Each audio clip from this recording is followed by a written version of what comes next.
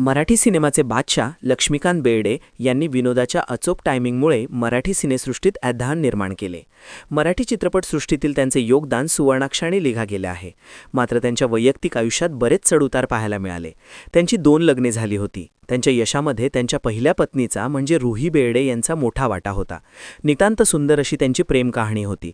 पुढे त्यांनी लग्न केले आणि सुखाचा संसार केला. मात्र नशिबाची चक्रे अशी काही फिरली की नवरा बायकोमध्ये वितुष्ट आले. शेवटी अत्यंत एकटेपणात रुही बेर्डे यांचा अत्यंत करुण मृत्यू झाला.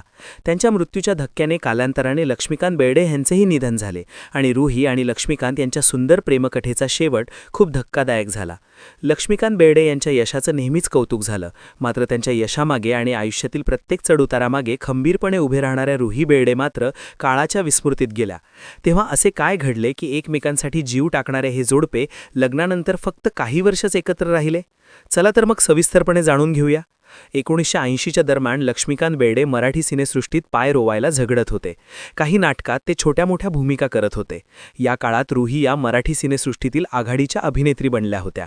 रुही यांनी मराठीसोबतच काही हिंदी चित्रपटात देखील काम केलं होतं. सतीची पुण्याई, दोस्त असावा तर असा, दुनिया करी सलाम, ओळा ते भावराया, मामला पोरींचा, जावई विकत घेणे आहे, पांडू हवालदार, आ गले लग जा अशा अनेक गाजलेल्या चित्रपटात त्यांनी काम केलं होतं. रुही आणि लक्ष्मीकांत यांची पहिली भेट वेडी माणसे या नाटकाच्या दरम्यान झाली होती. मात्र काही प्रयोगांतर ते नाटक बंद पडले. त्यानंतर कशात काय लफड्यात पाय आणि शांतीचं काठ चालू आहे या नाटकात त्यांनी एकत्र काम केलं. या नाटकात काम करताना त्यांच्यात घट्ट मैत्री झाली. अभिनयसृष्टीत नाव कमावू पाहणाऱ्या धडपड्या लक्ष्मीकांतरा रुही यांना खूप आवडला. यावेळी लक्ष्मीकांत यांनी फक्त मोजून 4 ते 5 नाटकात कामे केली होती. मात्र रुही यांना पक्की खात्री होती की हा मुलगा पुढे जाऊन मोठा कलाकार होणार आहे. त्यामुळे त्यांनी नवख्या लक्ष्मीकांत यांच्याशी लवकरच लग्न करण्याचा निर्णय घेतला. आश्चर्याची गोष्ट म्हणजे तोपर्यंत लक्ष्मीकांत यांनी एकाही चित्रपटात काम केलं नव्हतं. पुढे 1983 ते लग्नबंधनात अडकले. रुही या लक्ष्मीकांत यांच्या आयुष्यातील खरीखुरी लक्ष्मी ठरल्या. कारण लग्नाच्या दुसऱ्या दिवशी लक्ष्मीकांत यांच्या पहिल्या चित्रपटाचं धूमधडाक्याचे चित्रीकरण सुरू झालं आणि त्यांच्या कारकिर्दीची गाडी अगदी सुसाट सुटली. काही कालावधीतच त्यांनी एकापाठोपाठ एक असे अनेक सुपरहिट चित्रपट केले. रुही बेर्डे यांनी लक्ष्मीकांत बेर्डे यांच्याशी लग्न झाल्यावर खूप मोठा त्याग केला. लग्नानंतर त्यांनी चित्रपटात काम करणे कमी केले. रुही यांच्यासोबत संसारात असताना लक्ष्मीकांत यांच्या आईचं आणि नंतर वडिलांचं निधन झालं. लक्ष्मीकांत बेर्डे यांच्यासाठी हा खूप मोठा धक्का होता. तो पचवायला रुही यांनी मोठी मदत केली. त्यांनी लक्ष्मीकांत यांना या दुःखातून सावरले. मात्र 90च्या आसपास त्यांच्या सुंदर नात्याला तडे जाऊ लागले.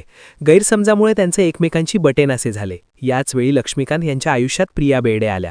प्रिया बेर्डे यांच्या वडिलांच्या म्हणजे अरुण कर्नाटकी यांच्या अनेक चित्रपटात लक्ष्मीकांत यांनी मुख्य अभिनेता म्हणून काम केलं. अरुण कर्नाटकी यांच्या कुटुंबाशी लक्ष्मीकांत यांचे घरोबाचे संबंध होते. अरुण कर्नाटकी यांच्या मुलीने म्हणजे प्रिया बेर्डे यांनी 1988 मध्ये रंगत संगत या चित्रपटामधून मराठी चित्रपटसृष्टीत पदार्पण केलं. या चित्रपटात लक्ष्मीकांत आणि प्रिया यांनी पहिल्यांदा एकत्र काम केलं. प्रेक्षकांना ही नवीन जोडी खूप आवडली. त्यानंतर या दोघांनी कपल म्हणून पुढे अनेक चित्रपटात एकत्र काम केलं. याच काळात प्रिया अरुण यांच्या आईचे निधन झाले. यावेळी लक्ष्मीकांत बेर्डे यांनी त्यांच्या संपूर्ण कुटुंबाला धीर दिला. या काळात प्रिया आणि लक्ष्मीकांत एकमेकांच्या जवळ आले आणि एकमेकांच्या प्रेमात पडले. त्यानंतर लक्ष्मीकांत बेर्डे रुही बेर्डे यांना सोडून प्रिया यांच्यासोबत लिव्ह-इनमध्ये राहू लागले. पुढे 1997 लक्ष्मीकांत बेर्डे आणि प्रिया बेर्डे यांना अभिनय नावाचा मुलगा देखील झाला. वैयक्तिक आयुष्यात उलथापालथ चालत असताना लक्ष्मीकांत बेर्डे, रुही बेर्डे आणि कर्नाटकी कुटुंबाने व्यावसायिक जीवनात चांगले संबंध जपले. त्यांनी अपराधी, चिकट नवरा अशा काही चित्रपटांमध्ये एकत्र काम केलं. लक्ष्मीकांत यांनाही रुही बेर्डे यांनी त्यांच्यासाठी केलेल्या त्यागाची जाणीव होती. त्यामुळे त्यांनी रुही यांना कधीच घटस्फोट दिला नाही.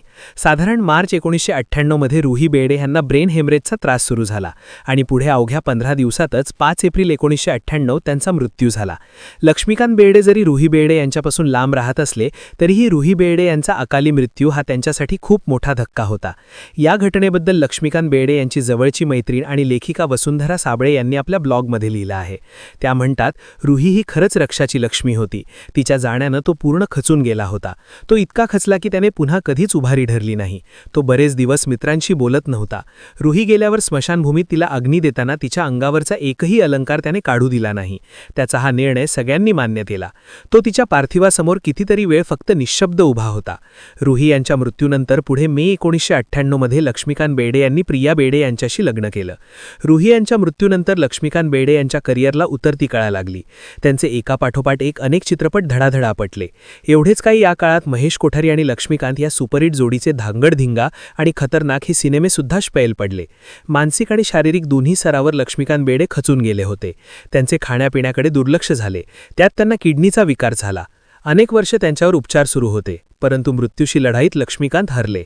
आपल्या विनोदामुळे खळखळून हसवणाऱ्या अभिनेत्यानं प्रेक्षकांना 2004 मध्ये जगाचा निरोप घेतला. आपल्या पतीच्या यशासाठी स्वतःच्या करिअरचा त्याग करणाऱ्या रुही बेर्डे यांच्या वाटेला मात्र शेवटी मनस्तापच आला. रुही यांच्याशिवाय लक्ष्मीकांतही पुढे सुदृढ आणि यशस्वी जीवन जगू शकले नाहीत. तर ही होती रुही बेर्डे आणि लक्ष्मीकांत बेर्डे यांची दुर्दैवी प्रेम कहाणी. त्यांच्या या सुंदर प्रेम कहाणीचा असा झालेला दुर्दैवी शेवट मनाला झटका लावून जातो. बाकी तुम्हाला व्हिडिओ कसा वाटला ते आम्हाला कमेंटमध्ये नक्की सांगा. व्हिडिओ आवडला असेल तर लाईक करा आणि मराठी सिनेसृष्टीशी निगडीत अशाच माहितीपूर्ण व्हिडिओंसाठी आमच्या चॅनलला सबस्क्राईब करा.